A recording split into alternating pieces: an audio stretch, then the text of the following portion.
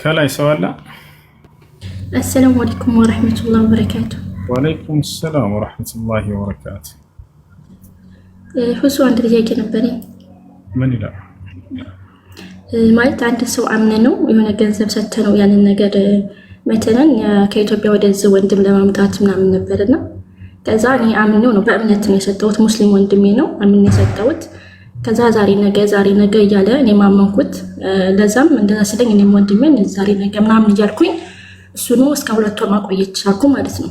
እሱም ሰጠኝ የውሸት ሀሳብ ነበረ። እኔ ደግሞ ለወንድሜ የእውነት ተስፋ ነበር የሰጠሁት ነበረ። መጨረሻ ላይ 3ኛው ወር ላይ ይሄ ነገር እኮ እንደዚህ ሪጀክት እያለ መለሰብኝ ብሎ ብሩንም ሳይመልስልኝ ሁሉንም ሳይመልስ ብሩን ይዞ ቀረ ማለት ነው። እኔም በሰዓቱ ተናደርኩ ምናምንና ያንን ሰው መራገም ጀመርኩ ማለት እንትን አልኩ ማለት ነው። በሸሪዓው ይሄ አይነት እንድትታያል አንድ ሰው እንደዚህ አላህ ይልህ አላህ ስራህን ይስጥህ እንደዚህ ምናምን ማለትና ያን ሰው መራገም እንዴት ይታያል? እሺ ከሀገር ቤት ሰው እናመጣላችኋለን እያሉ ገንዘብ የሚቀበሏቸውን ሰዎች እነዚያን ሰዎች እባካችሁ ትክክለኛ ሰዎች መሆናቸውን መጀመሪያ አረጋግጡ። ትክክለኛ ሰዎች መሆናቸውን አረጋግጡ። ህጋዊ መሆናቸውን አረጋግጡ። ቢያንስ እንኳን የሆነ ጥፋት ቢያደርጉ ቢሸውዷችሁ በህግ የምትይዙባቸው የሆነ ዋስትና ሊኖር ይገባል። ገብታችኋል? ያ ነው። እንዳጠቃላይ የተበደለ ሰው የበደለውን ሰው ዱዓ ማድረግ ይችላል ወይ በእርሱ ላይ ከተባለ ይችላል፣ ሐቅ አለው። ነቢያችን ሰለላሁ ዐለይሂ ወሰለም ወተቂ ደዕወተል መዝሉም ፈኢነሁ ለይሰ በይነሃ ወበይነ ላሂ ሒጃብ አሉ። የተበደለን ሰው ዱዓ ወይም ጸሎት ተጠንቀቁ፣ በተበደለ ሰው ዱዓና በአላህ መካከል ምንም የሚጋርድ ግርዶሽ የለምና ነው። በቀጥታ ዱዓቸው ይደርሳል ማለት ነው። ስለዚህ ሐቅ አላቸው እነዚህ ሰዎች ሐቅ አለሽ ያ ነገር ግን ይቅር ብትሉ ደግሞ የተሻለና የበለጠ ነው እሱ። መርሐባ ውስጥ ሁለተኛ ጥያቄ ደግሞ ሀይድ ላይ ስትሆን ቁርአን መቅራት እንችላለን? ሀይድ ላይ ስትሆን ቁርአን መቅራት በሀይድ ጊዜ ቁርአን መቅራት በሚለው ጉዳይ በዑለሞች መካከል ኺላፍ አለ፣ 4 ሀሳብ አለ። ነገር ግን ራጅሑ አመዛኝ ነው ብዬ የማምንበት ምንድነው መንካትን እንጂ የሚከለክለው መቅራትን አይደለም። አላህ በቁርአን ላይ ላ የመስሁ ኢላ አልሙጠሀሩን ይላል። የተጠራሩ ሰዎች ካልሆነ በስተቀር አይነኩትም አለ፣ አይቀሩትም አላለም። ነቢያችን ሰለላሁ ዐለይሂ ወሰለም ልክ እንዲሁ ላ የመስል ሙስሐፍ ኢላ ጣሂር አሉ። ቁርአንን ጣህራ የሆነ ሰው ካልሆነ በስተቀር እንዳይነካ እንዳይቀራ አሉ። እና ስለዚህ ሴት ልጅ በወር አበባ ጊዜ በሂፍዟ ብትቀራ ወይንም በሞባይል ይዛ ብትቀራ ሊአን አልጀዋል ላ የኹዙ ሑክም አልሙስሐፍ ልክ እንዲሁ ደግሞ የወረቀትን ቁርአን ሙስሐፍን በጨርቅ ወይንም በጓንት ይዛ ብትቀራ እሱ ችግር የለም። ሌሎች ደግሞ ሙስሐፍ ሌላ ቋም አላቸው። ይሄ ነው ግን ትክክለኛ ወላሂ አለም። እሺ ሰላም አለይኩም ወራህመቱላሂ ወበረካቱ። ወአለይኩም ሰላም ወራህመቱላሂ ወበረካቱ። ሰላም ነው ሁሴን? አልሐምዱሊላህ። እኔ ጥያቄ ባሌ የሁለት አግብቼ ነበረ እና እሱ ኢትዮጵያ ያለን የሳውዲ ሆኜ ካገባሁ ማለት ነው። እና በሰዓቱ አልተስማማንም በገንዘብ ጉዳይ። ገንዘብ ምናምን ፈለገ። ከዛ እኔ ደግሞ ገንዘብ ከፈለክ አልፈልግም አልኩት እና በዛ አጋጣሚ በፈለኩኝ ብር ካላክሽልኝ አልፈልግሽም አለኝ። በፈለኩ ሰዓት ነው ፈታሽ አለኝ። ከዛ ሻልኩኝ ቤተሰብ ማናገረው እምቢ አለ። አሁን መጨረሻ ላይ ዱባይ ሄደ። ዱባይ ከሄደ በኋላ አሁንም ፍቺ ጠየቅኩት። ፍቺ ስጠይቀው ኢትዮጵያ ግቢና ነው ፈታሽ አለኝ። ኢትዮጵያ ካልገባሽ አልፈታሽም አለ እና ደግሞ በዛው አጋጣሚ እኔ ከዚህ በኋላ ላንተ አልገባህም አልሆንም እና እኔ ከዚህ በኋላ ካፊር ነኝ ላንተ አልኩት እና ይሄ እንዴት ይታያል? እንዴት ካፊር ነኝ ትላለህ? ብትሞችስ?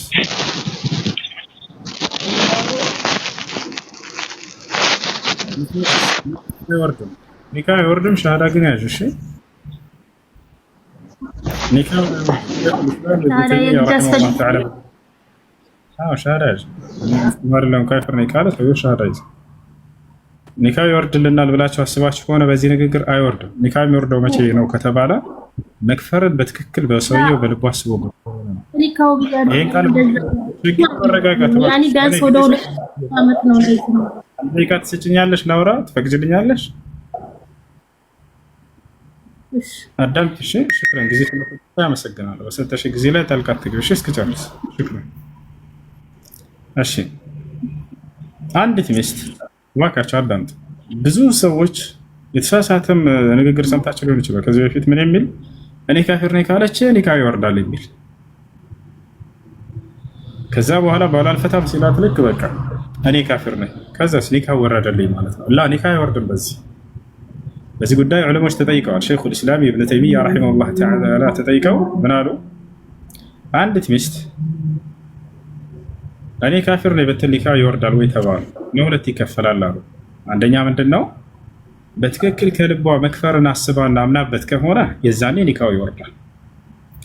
ነገር ግን ያንን መክፈርን ሳታስብ ኒካው ይወርድልኛል ብላ አስባ ከሆነ ይሄን ነገር አደረገችው ኒካው አይወርድም። ነገር ግን ያን ቃል በመናገሯ ምክንያት ከሊመቱ ተውሂድ የሻሃዳ ቃል ማለት አለባት። ታቻላራ።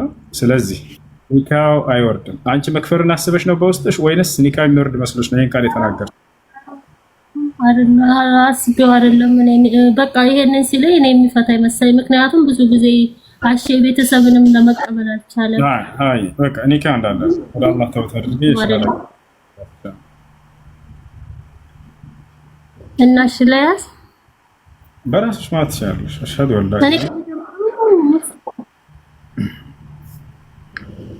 በራስሽ በሽ እንደላ አይ በቃ ለጥያቄ እሺ ሲሆን አቤት ሰላም ነው፣ እንዴት ነሽ? እግዚአብሔር ይመስገን። ጥያቄ ነበረኝ።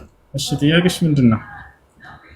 ጥያቄ ይህንን መካ መዲና ላይ ያለው ካዕባ እሱ ማን የሰራው? እሺ ከሰሩት መካከል ኢብራሂም እና እስማኤል አብርሃምና እስማኤል ሰርተውታል። እነሱ ሰርተውታል። ማስረጃ ከፈለግሽ አለ። ወዐሂድና ኢላ ኢብራሂም ወኢስማዒል አን ጠሂራ በይቲ ይላል አላህ። ወደ አብርሃምና ወደ ልጁ ወደ እስማኤል ቤቱን አጽዱ ወይም ስሩ በማለት አዘዝኳቸው፣ ቃል ኪዳን ያስገቧቸው ይላል። ይሄንንም ቃል ኪዳን ይዘው እነርሱ ሰሩት። የርፈዑ ኢብራሂም አልቀዋዒደ ሚነል በይቲ ወእስማዒል ይላል።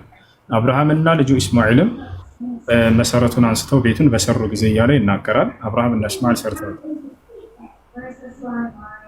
ማለት ከፍተው ስንት ሜትር ይሆናል? ወላ ሜትሩን በእኛ ከሜትሩ ሳይሆን ከፍታውና ዝቅታው ወርዱ ምናምን ሳይሆን እኛ እንትን የምንለው በአምላክ መሰራት ማለት ሳየው በጣም ረጅም ይመስለኛል።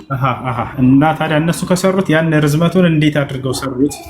አዎ ጥሩ ጥያቄ። እንዴት አድርገው ሰሩት? በጣም ጥሩ ጥያቄ፣ ወሳኝ ጥያቄ። ተአምራዊ በሆነ መንገድ ተአምሩ እስካሁን ድረስ ይገኛል። የሚገርምሽ ምንድነው ኢብራሂም አለይሂ ሰላም እንደዛ ርዝመቱን አድርጎ የገነባው በምን ምክንያት ነው ከተባለ የሚቆምበት ድንጋይ ነበር። መቃሙ ኢብራሂም ይባላል። እስካሁን ድረስ ያ ድንጋይ አለ። በድንጋዩ ላይ የቆመበት ድንጋይ ከፍታው በጨመረ ቁጥር ግንባታውን አላህ ሱብሓነሁ ወተዓላ ያንን ከእግሩ በታች የተረገጠበትን ድንጋይ ወደ ላይ ከፍ ያደርግለት ነበር። ያ ድንጋይ እስካሁን አለ ወይ ከተባለ አለ። የእግሩ ፋና እስካሁን አለ። የሚገርምሽ ወተኺዙ ሚን መቃሚ ኢብራሂም ሙሰላ ይላል።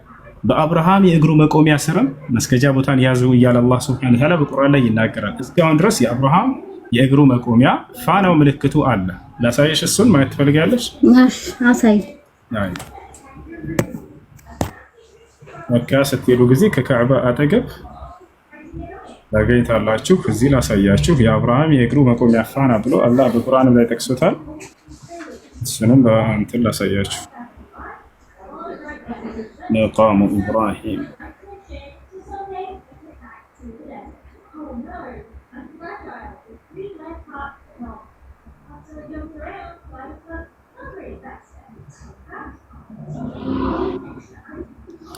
እሺ ያው እና ይህ ነው። ልክ ካዕባ ስትሄጂ ጊዜ ከካዕባ አጠገብ ይቻለች በዚህ ተከልሎ ይገኛል። አሁን ይህ የኢብራሂም የእግሩ ፋና ነበረ። እዚህ ጋር ቆሞ ነበር ሲሰራ የነበረው። ግንባታው በጨመረ ቁጥር ይህ የእግሩ ፋና ወደ ላይ ከፍ እያለ ይጨምር ነበር። እስካሁን ድረስ ተከልሎ በዚህ ውስጥ ይገኛል።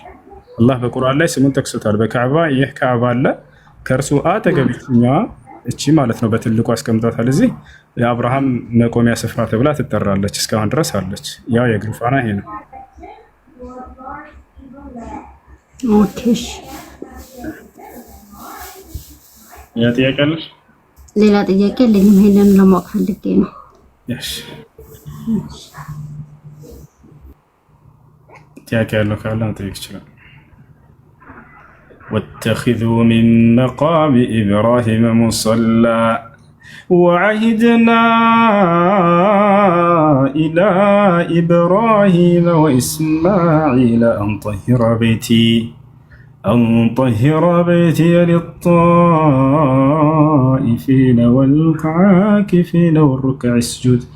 أشي ይሄ ነው የሐጅ ማድረጊያ ስፍራ አብርሃም እና እስማኤል የሰሩት።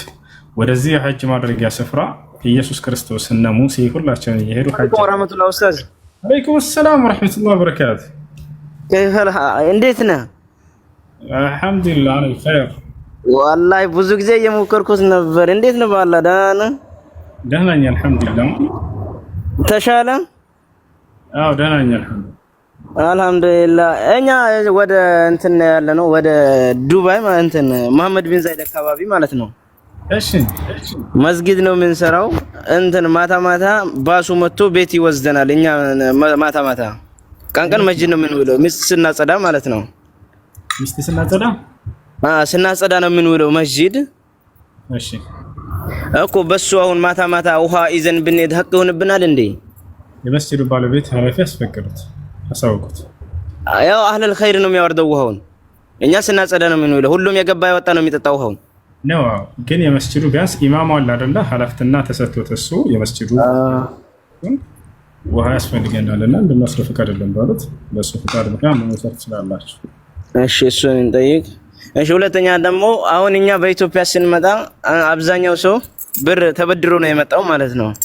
ያን ብር ሲመልስለት ምን ቢያንስ 200 ሺህ የተበደረ ከሆነ 210 ሺህ አድርጎ ምናምን ሲሰጠው 10 ሺህ ወለድ ወይንም ሪባ ይመስላችኋል? ይሄስ እንዴት ይታያል?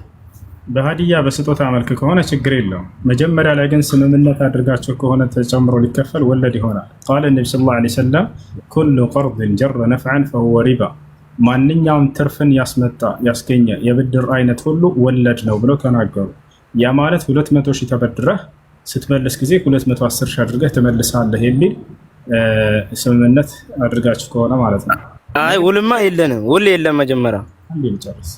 ውል ከሌላችሁ ደግሞ 200 ሺህ አበድረው 200 ሺህ እንደምትመልስለት ብቻ ከሆነ ስምምነታችሁ፣ አንተ ግን ከጊዜ በኋላ ሰው መልካም ስለዋለልህ በችግርህ ጊዜ ስለደረሰልህ ተጨማሪ 10 ሺህ ሀዲያ ስጦታ ብትጨምርለት ያ ወለድ አይሆንም። ነቢያችን ሰለላሁ ዐለይሂ ወሰለም ብሯቸውን ሰዎች እየጨመሩ ይሰጧቸው ነበረ። ከዕለታት አንድ ቀን ነቢያችን ሰለላሁ ዐለይሂ ወሰለም እያስተማሩ እያለ የሆነ ሰው መጣና ከአላህ መልእክተኛ ሆይ፣ አዲስ ወደ እስላም የገቡ ሰዎች ነበሩ በአካባቢያችን። እነሱም በጣም ተቸግረዋል እና የሚበሉት አጥተዋል፣ የሚቀምሱት አጥተዋል። ምን እናድርጋቸው አለ። ነቢያችን ሰለላሁ ዐለይሂ ወሰለም የላቸውም ነበር በሰዓቱ። ማን ነው የሚያበድረኝ ለወንድሞቼ ብለው በህዝብ ፊት ቆሙና ጠየቁ። አንድ አይሁድ ነበር ከፊታቸው እየሰማ፣ የአይሁዳውያኖች ሊቅ ነው።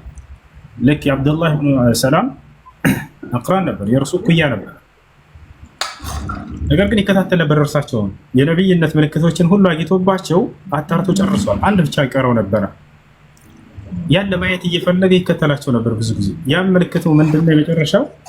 የመጨረሻው ዘመን ነቢይ ከቁጣው ይልቅ ቻይነቱ ይቀድመዋል። ያ ማለት ሰዎች የፈለገ ቢያስቆጡት ቢያስቀይሙት፣ እርሱ ግን በጣም በችሎታ ይመልሳቸዋል። አይበቀልም ነበር ስለራሱ የሚል ትንቢት ተነግረዋል። ያን ለማየት እየጠበቀ ነበር ሰውዮችን አጋጣሚ መጠቀም ፈለገ። ለነብዩ ሰለላሁ ዐለይሂ ወሰለም ብድር አበድሮ የሆነ ችግር ፈጥሮባቸው አስቀይሟቸው ምን እንደሚያደርጉት ለማየት። ማን ነው የሚያበድረው ሲሉ ነቢያችን ሰለላሁ ዐለይሂ ወሰለም ይህ አይሁድ ቶሎ ተነሳና ሙሐመድን ያበድርሃለሁ አላቸው። እሺ አሉ ነቢያችን ሰለላሁ ዐለይሂ ወሰለም። ምን አለህ ሲሉት ጊዜ ቴምር አለኝ አላቸው። አንዴ ቤት አድርገው ወንድም ፎቶ እየሰራ ከሆነ ይቅርታ፣ እንደዚህ እየሰራ ከሆነ እና ምን አደረገ? ቴምር አለኝ አላቸው። 100 ቁና ቴምር አበደራቸው። ዛሬ ባለችው ቁና አይደለችም፣ ትልቅ ነው። የዛን ጊዜ ገብታችኋል። 100 ቴምር ቁና አመጣና በደራቸው። ነቢያችን ሰለላሁ ዐለይሂ ወሰለም ጋር ስምምነት አደረጉ። በዚህ ጊዜ ልትመልስልኝ አላቸው። እሺ አሉት፣ ተስማሙ። ከዚያ በኋላ ከነቢያችን ሰለላሁ ዐለይሂ ወሰለም ከዕለታት አንድ ቀን እያስተማሩ እያለ ጊዜው ሳይደርስ መጣ። ይህ አይሁድ የተስማሙበት የተዋዋሉበት ጊዜ ሳይደርስ ትመልስልኛለህ ያለባቸው። በህዝብ ፊት እንዳለ እያስተማሩ እያለ ሰሃቦች ሁሉ ከፊታቸው ተቀምጠው በብዙ ሺዎች የሚቆጠሩ እየሰሙ እያለ ከሰዎች መካከል ሰንጥቆ መጣና ይህ አይሁድ እዚህ ያዛቸው። ፈአኸዘ ቢመጃሚዕ ሲያቢህ እዚህ ያዛቸው። እዚህ ይዞ እንዲህ መጎተት ጀመረ። እርሳቸውን ሙሐመድ ብሬ ገንዘቤን ትመልስልኛለህ አትመልስልኝም አላቸው። እናንተ የአብደል ሙጠሊብ ዘሮች የሰውን ሐቅ የምታንጓድዱ ዘራፊዎች ናቸው ብሎ ሰደባቸው፣ አስቀይማቸው፣ በአካላቸው ላይ ተላለፈባቸው። እንደዚህ አድርጎ የሳበባቸው ሰሃቦች ያዩና የመሰከሩ ሲናገሩ በዚህ ምልክት እስኪወጣ ድረስ ደረሳሉ እየጎተታቸው። እርሳቸው ግን ጸጥ ነበር ያሉት። ምንም አጸፋዊ ምላሽ አልመለሱ፣ አልመቱትም፣ አላንቋሸሹትም። እሱ እንደሰደባቸው ዝቅ እንዳደረጋቸው ዝቅ አላደረጉትም። ከዚያ በኋላ ይሄን ያዩ ሰሃቦች አላስቻላቸውም። ወዲያው ኻሊድ ብን ወሊድ ዑመር ብን አልኸጣብ ከሁለት አንዳቸው ቆሙ።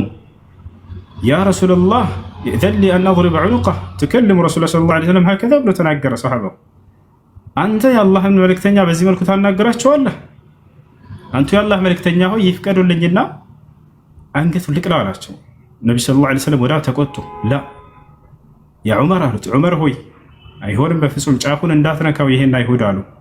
እኔና የአይሁድ ካንተ የምንጠብቀው ሌላ ነበር፣ ማስታረቅን ነበር አሉት። እርሱንም ያበደርክባቸው የተዋላችሁበት ጊዜ ሊመልስልህ የተስማማችሁበት ጊዜ አልደረሰም፣ ጊዜው ሲደርስ ና ብለህ ልትሸኘው። እኔንም ሙሐመድ ሆይ ይህ አይሁድ እኮ ብድሩ አለብህ መልስለት እንጂ ብለህ ልትገስጸኝ ነበር ሁለታችን መካከል ገብተህ የሚገባ አሉት። ከዚያ በኋላ ነቢ ሰለላሁ ዐለይሂ ወሰለም ምን አሉ? ምናልባትም ጊዜው እንኳ ባይደርስም ይህ አይሁድ ያ ገንዘብ አስፈልጎት ሊሆን ይችላልና ቤት ሄደህ ምን ቤት ለዋል ሙስሊም ከዛ ሄደህ 100 ቴምር ቁና ስጠው አሉት። ሊሄድ ስል ያዝ አደረጉትና ዑመርን ምን አሉት? ዑመር ሆይ ይህን ሰው አስቀይመነዋልና አስቆጥተነዋልና 10 ቁና ቴምርም ጨምርለት ላስቆጣንበት ላስቀየምንበት ብለው ነብዩ ሰለላሁ ዐለይሂ ወሰለም ተናገሩለት።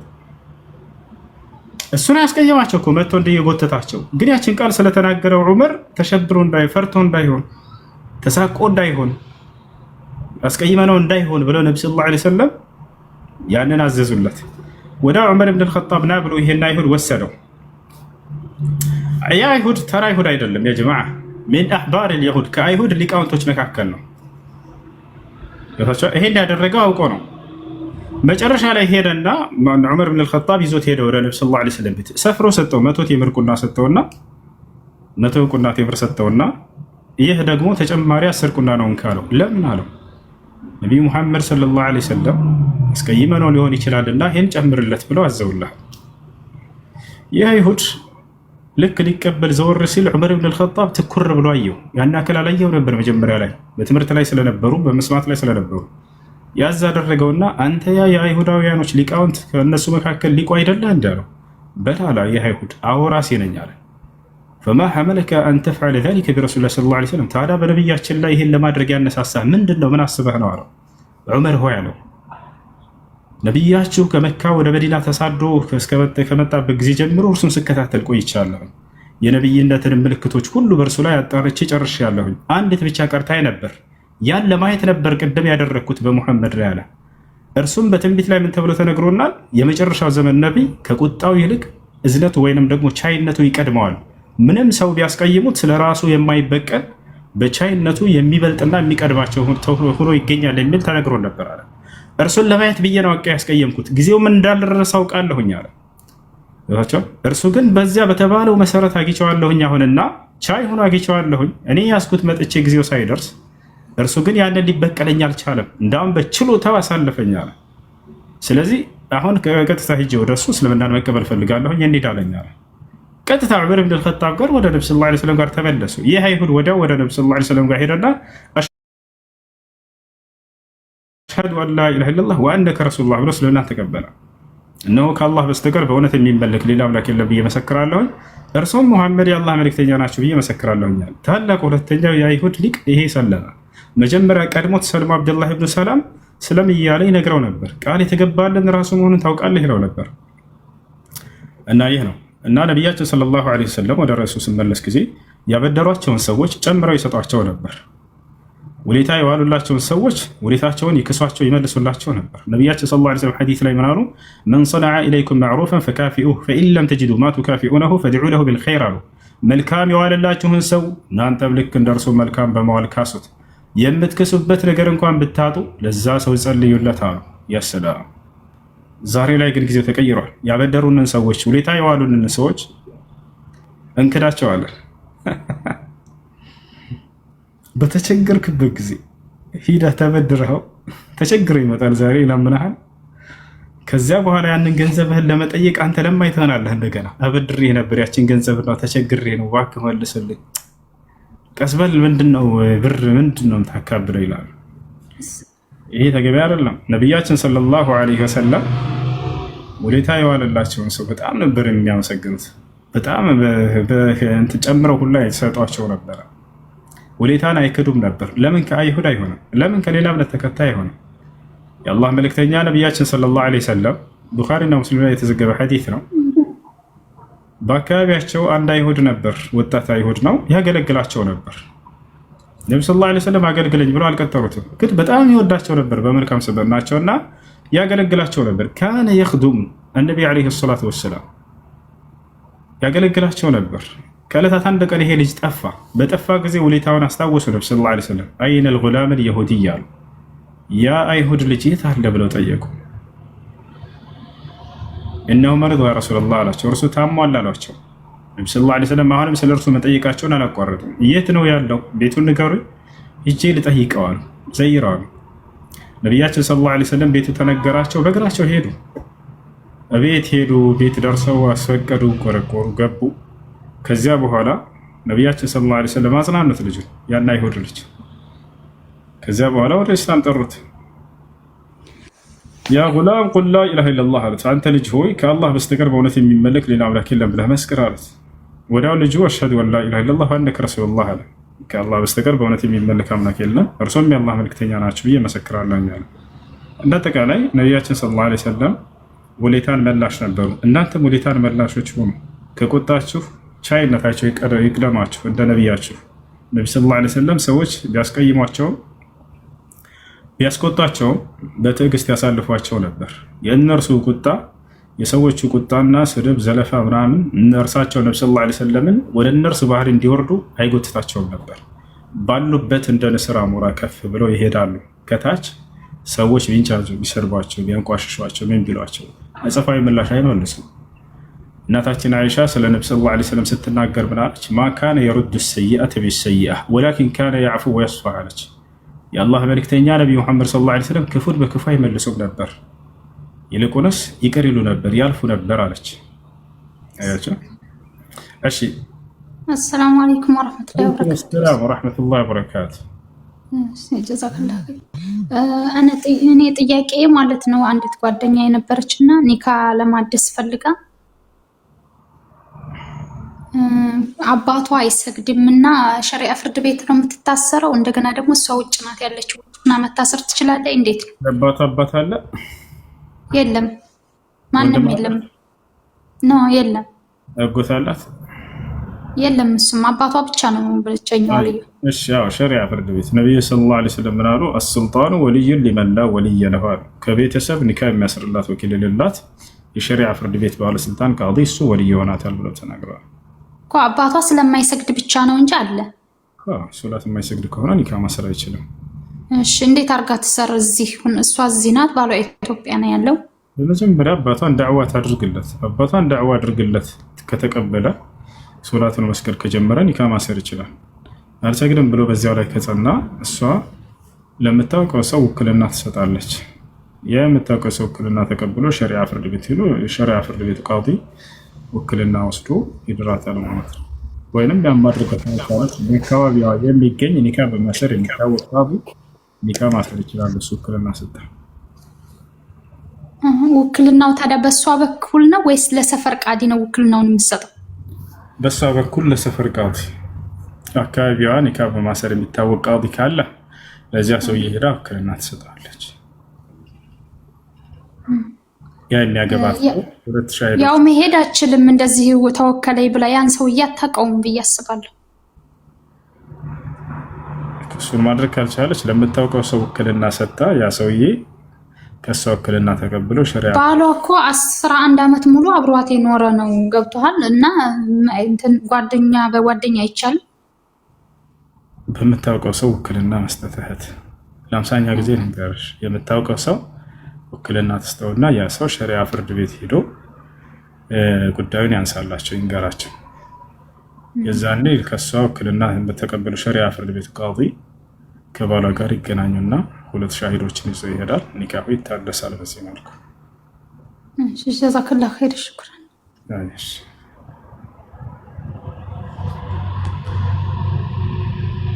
እሺ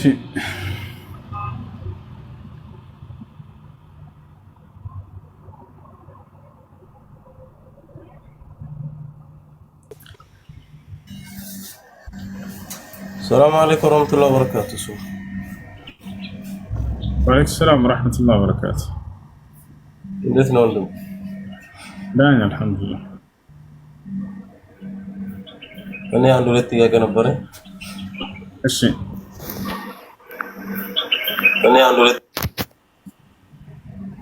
ጥያቄው ሰላት በሚሰገድበት ጊዜ ሰላት በማይሰግድ ሰው ልብስ መስገድ ይቻላል ነው? ልብሱ ጧሃራ ንጹህ እስከሆነ ድረስ ችግር የለውም። ነገር ግን ልብሱ ጧሃራ ካልሆነ ይቻላል። ሶላት የማይሰግድ ከሆነ ደግሞ ሰውየው በአብዛኛው ያን ነገር እስቲንጃ ምናምን የማያውቅ ከሆነ አጠራጣሪ ነው ልብሱ። ስለዚህ ሶላት የማይሰግድ ከሆነ ጧሃራ መሆኑ አጠራጣሪ ነውና አትስገዱበት። በእርግጠኝነት ንጹህ መሆኑን አረጋግጡ። ያ ልብስ ጧሃራ መሆኑ ከተረጋገጠ ካልተነጀሰ መስገድ ትችላላችሁ። የተነጀሰ ከሆነ ደግሞ መስገድ አይቻልም። እሺ ከላይ ማን ነበርክ? አዲቴ አዲቴ ይላል። እንዴት ነህ? ደህና ነህ? አዎ አለሁ አለን። አምላክህ አምላክ ነው የለውም? እግዚአብሔር ይመስገን ሰላም ነው አለን። አምላክህ ጥያቄ እስቲ መጠየቅ ኮሜንት ላይ ስለናወራ እንዴ አምላክህ አምላክ ያልከው ኢየሱስ ክርስቶስ ነው። ኮሜንት ላይ አምላክ ስትል ክርስቶስ ነው? አዎ አምላክ ኢየሱስ ክርስቶስ ነው። በጣም ጥሩ። ለአምላክ ኢየሱስ ክርስቶስን ለአምላክ ለኢየሱስ ክርስቶስ አምላክ አለው የለውም? ጥያቄ ለማን? ለአምላክ ለኢየሱስ ክርስቶስ አምላክ አለው የለውም? የለውም። እሱ ብቻ ነው አምላክ፣ አላህ ነው የፈጠረ። አምላክ አለው ይላል መጽሐፍ ቅዱስ በስነ ስርዓት አውራሽ አምላክ አለው ይላል። ዮሐንስ ዮሐንስ ወንጌል ምዕራፍ 20 ቁጥር 17 ላይ ኮሜንት ላይ እንዳትናገሩት ክፍል እንዳናገር ማንም ሰው ዮሐንስ ወንጌል ምዕራፍ 20 ቁጥር 17 ላይ ኢየሱስ ክርስቶስ ወደ አምላኬ ወደ አምላካቸው አድርጋለሁ ይላል። ኤፌሶን ምዕራፍ 1 ላይ የኢየሱስ ክርስቶስ አምላክ ይባረክ ይላል። ኤፌሶን ምዕራፍ 1 ቁጥር 17 ላይ የኢየሱስ ክርስቶስ አምላክ ይባረክ ይላል። ማን ኢየሱስ ክርስቶስ አምላክ? ኢየሱስ ክርስቶስ አምላኩ እኮ የተባለው እኮ እንደ አውዱ ነው። ለምሳሌ የሚፈታው ለምሳሌ ኢየሱስ ክርስቶስ አምላክ አለው ሲባል ምን አለ? ወደ አባቴ ወደ አባታችሁ ይላል። ምን ለማለት ፈልጎ ነው? የእሱ አባት ወስጋዊ በስጋ መገለጡን ሊገልጸን ሲፈልግ ነው እንደዛ ሊል የቻለው እንጂ እሱ አምላክ ነው። ያ ከአባቱ ከሚተካከል ማዊ ከሚሆን ከመንፈስ ቅዱስ ጋር አንድ የሆነ አምላክ ነው። እሱም አምላክ ነው። ሶስት አምላክ ሳይሆን አንድ አምላክ። አምላክ የሚለው ማንን ነው?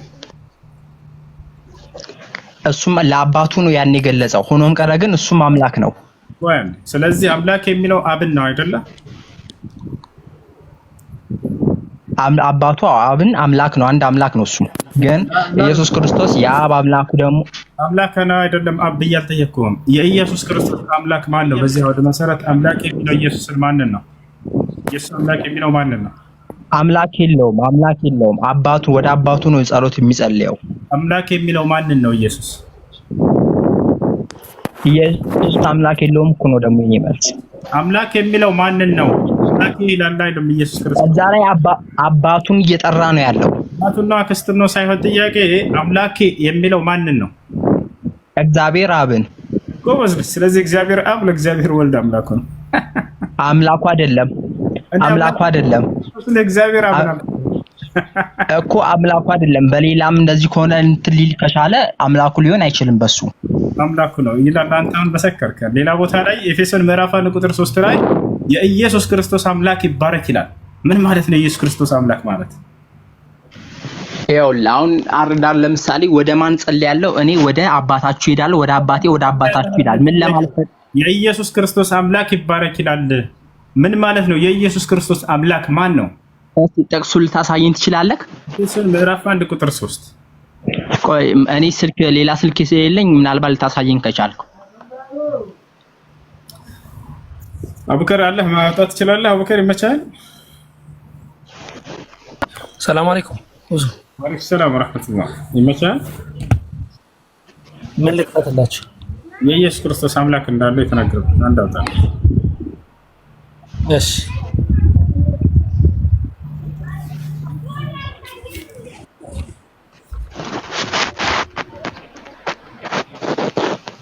ኤፌሶን ምዕራፍ 1 ቁጥር 3 አለ።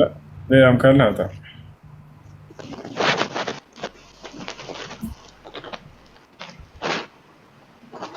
ያው የዮሐንስ ወንጌል ምዕራፍ 20 ቁጥር 17ን መመልከት ይችላል። ሌላ መጨመርላታለሁ ከፈለገ። ያው አምላክ ይላል። እሱን አመነኩ። እግዚአብሔር አብ ለእግዚአብሔር ወልድ አምላኩ ነው አለ። አመንክ አይደለ? ኦኬ አድቴል ሄሎ ምን ታደረክስ? አድቴል አይሰማም? አሁን ይሰማል። ይቅርታ ሙት አድርጌ ነው። እሺ አውጣለት። ያኛው ነው ማውጣት። ቪዲዮን ይታያል እንደ ሁሱ ይሉ ከፈተው እስኪ ከፍተዋል። አይታይም? አቡከር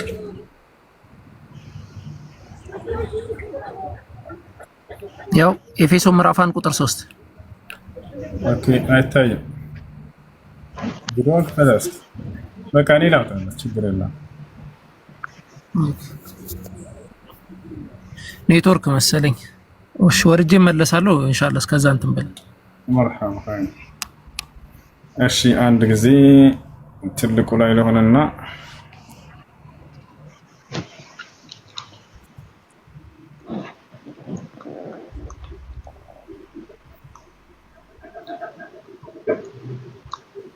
ኤፌሶን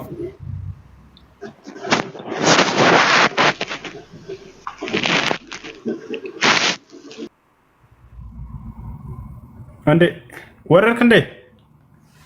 ሀው የጌታ ሰው አንደኛው እሱን የመጀመሪያ ጨርሳ ያውቃል። እርሱ ራሱን አላስተካከለም በፍጹም። እንዳውም ያስተማረው ምንድነው? አይደለም ቆይ እኔ እኮ እሱ ራሱን አስተካክሏል አላልኩም። አይሁዶች ኢየሱስን ሊሰቅሉበት የሚችሉበት ምክንያት የነበረው አንተ ያወራኸው ነገር ሳይሆን አንደኛው የአይሁዶች በመጽሐፍ ቅዱስ ላይ እኮ ነው ማወራው ነው። በቁርአን ላይ ያለውን አይደለም ማወራው፣ ቅዱስ ላይ ነው። አንደኛ የመጀመሪያ ስታነሳ ጊዜ በምድር ላይ ስልጣንን ይመልስልናል ብለው ይጠብቁ ነበር የሚለውን ስትቃወም ነበር አይደለም?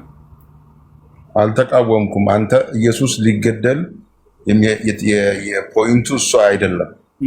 የኔ አንተ ያነሳው ነገር ኢየሱስን ያስገደለበት ወይም ደግሞ ለፍርድ ያደረሰበት ጥያቄ እሱ አይደለም። አይሁዶች ያነሱት የነበረው የመጀመሪያው ጥያቄ ራሱን ከእግዚአብሔር ጋር አስተካክሏል ብለው ሊገሉት አሴሩ። ሁለተኛው ክሳቸው ደግሞ አይሁድ የአይሁድን ወይም ደግሞ የብሉይ ኪዳንን የሙሴን ሕግ ይሽርብናል በሚል ጉዳይ ነው ኢየሱስን ለፍርድና ለስቅላት ለሞት እስኪደርስ ድረስ ያደረሱት።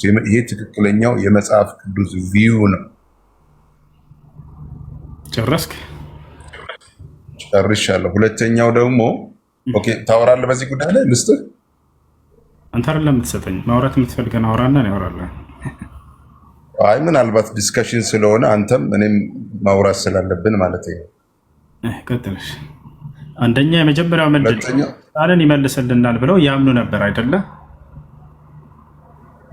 ይሄስ ይጠብቁ ነበር፣ ያምኑ ሳይሆን ይጠብቁ ነበር እኮ። ታዲያ መጠበቅና ማመን ምንድን ነው? ያን ይመልስልናል ብለው ያምኑ ነበር። ይስ እሱ አይደለም ግን ለግድያ ያበቃቸው እሱ አይደለም አይደለም እሱ ነው ያበቃው ሳይሆን ያንን ይጠብቁ ነበር የሚለውን አንስተህ ነበር ቅድም። አዎ ይጠብቁ ነበር። ጭራሽ ሐዋርያቶች ራሱ ይመልሳል ብለው ተስፋ አድርገው ነበር። እነዚህ ሰዎች በምድር ላይ ኢየሱስን ያልተቀበሉበት ምክንያት እሱ ነው። ግን ሊገድሉት ያደረሰበት እስከ ፍርድ ድረስ እስከ ጲላጦስ ድረስ ያደረሱት ያንገላቱት ራሱን ከእግዚአብሔር ጋር አስተካክሏል። ሁለተኛ የአይሁድን ወይም ደግሞ የሙሴን ሕግ ሽሯል የሚለው ነበር በውስጣቸው የነበረው። በጣም ጥሩ። እሺ፣ ነገር ግን እነዚህ ሁሉ ክርስቶስ ስህተት እንደሆኑ ተናግሯቸዋል። በፍጹም እርሱ ከእግዚአብሔር ጋር ራሱን አላስተካከለም። በፍጹም እርሱ የነቢያትን ሕግና ስርዓትም አልሻረም። አይሁዲዎች እነዚህን በራሳቸው ቀጥፈውበት ዋሽተውበት ነው። እሱ ይህን ማን ያለው ከተባለ ራሱ ኢየሱስ ክርስቶስ መጽሐፍ ቅዱስ ላይ። ድምፅ አልተሰማኝም። ኢየሱስ ክርስቶስ አሁን ያነሳቸው ትችቶች ማን ነው ክርስቶስን ሊያሰቅሉበት የቻሉበት ምክንያት ብላ ያነሳቸው ስህተት ናቸው። ኢየሱስ ክርስቶስ በእነዚህ ምክንያት አይደለም። ስህተት አይደለም። መጽሐፍ ቅዱስን ኃጢአትን የሚሽር አሁን እኮ ያወራ ዝም ብዬ አዳመጥኩ አይደለ? ስለዚህ አዳምጥ እስኪጨርስ። ኦኬ እሺ። አንደኛ ራሱን ከእግዚአብሔር ጋር በማስተካከሉ ነው አልክ። እሱ አላስተካከለም፣ አይሁዶች ዋሽተውበት ነው። ሁለተኛ የነቢያትን ሕግና ስርዓት በመሻሩ ነው። እሱ አልሻረም። ውሸታም ናቸው እነሱ፣ ዋሽተውበት ነው። ታላርና ዋሽተውበት ነው። ቃል በቃል እነዚህ ሰዎች ክስ አቅርበውት ይጠይቁት ነበር። አንተ በእውነት የእግዚአብሔር ልጅ መሲህ ሆነህ እያሉ ይጠይቁት ነበረ፣ ለፍርድ በቀረበ ጊዜ ማለት ነው። አንደኛ ያ ነው እነዚህ ሰዎች ያስነሳባቸው። ይሄን ነገር እነሱ አልተቀበሉም፣ ክደዋል። ያ መሲህ ሆኖ የሚለውን ክደዋል። ጭራሽ ይሳለቁበት ነበር። እንደ መጽሐፉ አንተ የአይሁድ ንጉሥ እያሉ ያሾፉበት ነበር። በሁሉም ወንጌላቶች ላይ ተቀምጧል። አንተ የአይሁድ ንጉሥ መሲህ ነህ። ይሄን አላህ በቁርአን ላይ ይናገራል። ወቀውሊሂም ንግግራቸውም ይላል ኢና ቀተልና ልመሲሐ፣ ያው ክርስቶስነቱን ይሳለቁበት ነበር። ቃል በቃል በቁርአን ላይ ነው ማሳየ። ያው እና መሲሁን ገደል ነው እኮ እያሉ ይሳለቁ። መሲሁ የሚለው እዚህ ጋር እየተሳለቁበት ነው እነሱ። አላህም በዚህ ምክንያት ተጠቅሟቸው ኢብኑ መርየም ረሱሉ እርሱ የአምላክ መልእክት ብለዋል። ድንቅ ተአምራትን ማድረጉን አስተባብለዋል ብዬ መጀመሪያ ምክንያቱን ስናገር ነበር። ቃል በቃል እነዚህን ማስረጃ ከቁርአን ላይ ያሳያለሁ። መሲህነቱን መልእክተኛ እኔ ከቁርአንነቱን ማስረጃውን አልፈልግም፣ ግን መጽሐፍ ቅዱስ የሚነግረን አንዴ። ስለዚህ ቅድም ምን ብለህ ነበር ስትጀምር? ይሰማል። በቁርአን ላይ ያለውን አንስተህ እሱን አንዴ ቁርአን አላነሳውም።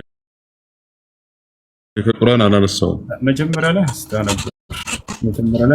አላነሳውም። ይሰማል። አንዴ ተረጋጉ። በምን ምክንያት ነው ሊገሉት ያሉት ብለህ በቁርአን ላይ ስታነሳ ነበር? እንደ መጀመሪያ ለምን ታሻለህ? አንተ ያልከው ትክክል አይደለም ነው ያልኩህ እኮ ነው። ከምን አንፃር?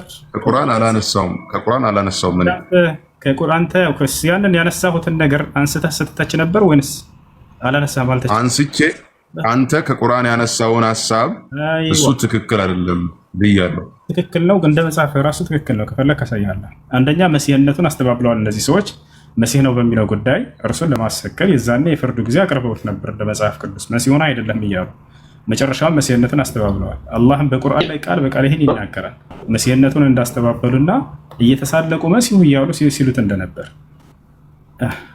አንደኛ እሱ ነው። አሁን እንደ ውይይት የኔን የመጀመሪያ ፖይንት ያዝልኝ። የኔን ፖይንት ያዝልኝ። የኔ ፖይንት ጥያቄህን በግልጽ ጠይቅ። ወይ መጽሐፍ እንደ ክርስትና በኩል አድርገህ ነው የምትጠይቀው ወይንስ እንደ ቁርአን? እንደ ቁርአን ልጠይቅ፣ እንደ ቁርአን ላወራም ልጠይቅም አልችልም። እንደ መጽሐፍ ቅዱስ አንሳና አውራ። በቃ አንድ ነጥብ አውራ እና በዚያ ላይ ያወራ እንሄዳለን። ሃይ ቴንክ ዩ። አንደኛው የመጀመሪያ ፖይንቴ ከቁርአን ሳይሆን መጽሐፍ ቅዱስን ኢየሱስ ወደ ክስና ወደ ጲላጦስ እስከ ግድያ ድረስ ያደረሰው የአይሁድ ጥላቻ የነበረው አንደኛው ኢየሱስ አይደለም ራሱን ጌታ ያደረገው፣ ራሱን ከጌታ ጋር እኩል አድርጓል ብለው የመጀመሪያ ክሳቸው እሱ ነው። መጽሐፍ ቅዱስ ጥቅስ ከፈለክ ኃጢአት ተሰርዮአል ትልቁ ላይ ነህ። ክፈትና ራስን ከጌታ ጋር እኩል አድርጓል የሚለውን አሳይ እስኪ። ኢየሱስ ክርስቶስ እኔ ጌታ ነኝ ያለ ማን ነው? ኢየሱስ ክርስቶስ በጌትነቱ ማለት ነው። ንግግር አማርኛ አይሁዶች አሁንም የኔ ዋነኛው ፖይንቴ አይሁዶች ምን ላሳይ? ምን ኢየሱስ ክርስቶስ እኔ በጌትነቴ ከአብ ጋር እኩል ነኝ ብሎ የተናገረበትና በዚህ የከሰሱበት አሁን አልሰማኸኝም ማለት ነው። አልሰማሁህም በለኝ። እሺ ምንድን ነው ያሉት? ድገሙ። ያልኩት ኢየሱስን አይሁዶች ለክስ ያበቃቸው ሊከሱትና ሊገሉት ያበቃቸው ምክንያት ሊገሉትና ወደ ክስ ሊያበቃቸው ምክንያት አንተ ራስህን ከእግዚአብሔር ጋር አስተካክለሃል ብለው የመጀመሪያ ወደ ግድያና ወደ ክስ የገቡበት ፖይንት እሱ ነው። ሁለተኛው ደግሞ የሙሴን ሕግ ሽረሃል። ኦኬ ሾ ድምጽ ግን አይሰማኝም። በነገራችን ላይ አይሰማም ድምጼ። አሁን ቆይሽ እንደዚህ እሰማለሁ፣ ጆሮዬ ጋር አስጠግቼ እሰማለሁ። አይሽ በጣም ጥሩ። እነዚህ በክርስቶስ ላይ ያነሷቸው ክሶች ሐሰት ናቸው ወይንስ እውነት ነበሩ? መልስ። አንተ ያነሳቸው አንተ ያነሳው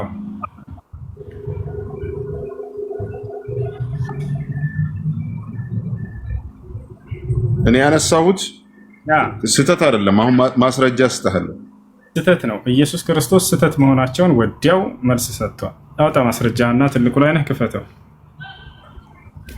ክፈት እና ሐሳብህ ምንም አልገባኝም። ምንድነው እንዳሳይ አይሁዶች ወይ ኢየሱስ ራሱን አይሁዶች የከሰቱትን ክስ ነው ማሳየ እኮ። እነዚህ ያነሱበት ክስ በክርስቶስ ላይ ውሸት መሆናቸውን ኢየሱስ ራሱ መልስ ሰጥቶባቸዋል እዚያው። አሁን ያነሳቸውን ክሶች ሁለቶችን ክሶች አውጣቸውና መጽሐፉ ላይ ያሳየን።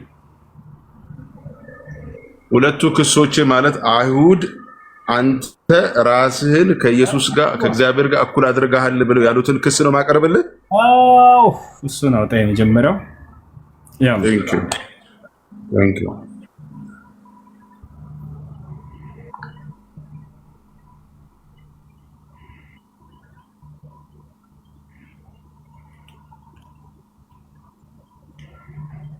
አንደኛው የኃጢአት ተሰርዮልሃል ኢየሱስ ክርስቶስ ምንድነው ለበተን አንተ ራስህን ከእግዚአብሔር ጋር ማስተካከል ብለው የተናገሩበት ነው ያልከው። እሱን አውጣ። ኦኬ በማርቆስ ወንጌል ያለውን አወጣለሁ።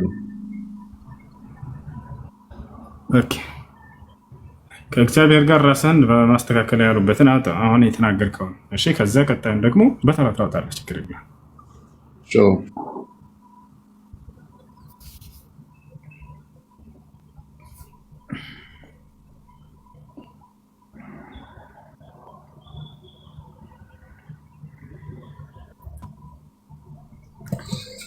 አንብበው። እሺ እንሰማለን። አንብበው። ያ ከስልክ ካሜራን ወደ እንትን ላዙር። ወዴት? አብሽር፣ ችግር የለም። አንተ ብታነበና ምናምን አንብበው። አንተ ማሳየትም ትችላለህ ደስ ካለ።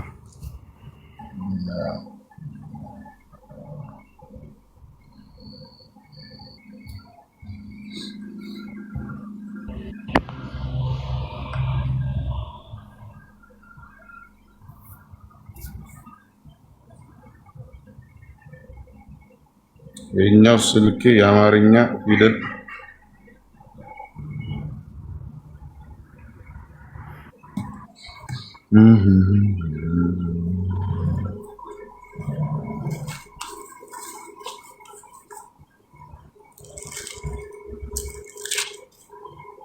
ወይ አስተካክዬ ልመለስ። ችግር የለውም። ሁለቱንም ሶስቱንም ነገር አንተ እንደተመቸ ደስ እንዳለ ከፈለክ አሁን ቀጥል፣ ከፈለክ ስለሆነ ጊዜ መተህ የጀመርከው ነው። መልሱን አስተካክዬ ልምጣልህ። የጠየከኝን ጥያቄ ሁለቱን ፖይንት ማለት ነው። ስልኬ ይሄኛው ስልኬ አማርኛ አልጽፋልኝ። ደስ እንዳለሽ ፈለቀኔ ምልክት ሰጥሃለሁ። አብሽር አብሽር፣ ችግር የለውም። አድሚኖች እና ሲመጣ ጊዜ ታስገቡታላችሁ።